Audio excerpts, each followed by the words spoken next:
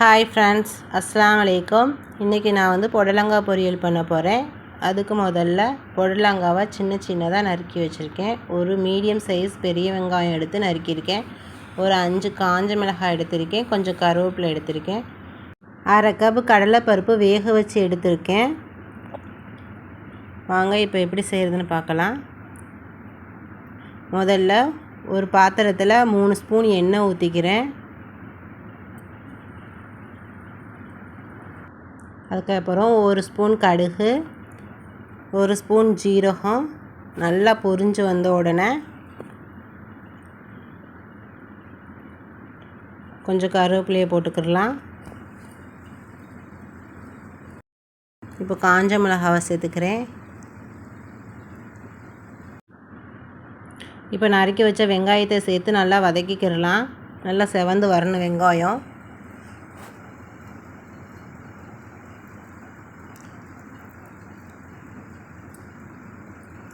நல்லா செவந்து வந்துருச்சு. இப்போ புடலங்காவை சேர்த்துக்கிடலாம். நல்லா கிளறி விட்டுக்கிடுவோம். இப்போ தேவையான உப்பு சேர்த்து நல்லா வதக்கி விட்டுக்கிடலாம்.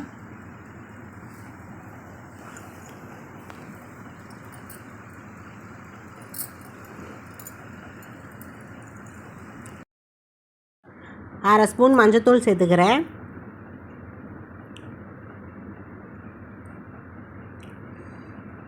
நல்லா கலந்து விட்டுக்கிடலாம். இப்போ வேக வச்ச கடலைப்பருப்பையும் சேர்த்து நல்லா கலந்து விட்டுறலாம். தீயை கொஞ்சம் குறைச்சி வச்சே செஞ்சுக்கிடலாம், இல்லைன்னா அடி பிடிச்சிரும். புடலங்காய் நல்லா வெந்துருச்சு. இப்போ கொஞ்சம் தேங்காய் பூவை போட்டு நல்லா வதக்கிக்கிடலாம்.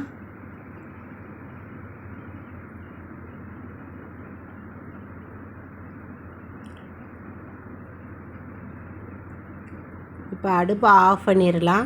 இப்போ புடலங்காய் பொரியல் ரெடி ஆயிடுச்சு. இதை நீங்களும் ட்ரை பண்ணி பாருங்கள். ட்ரீம்ஸ் vlog-ஐ சப்ஸ்கிரைப் பண்ணுங்கள்.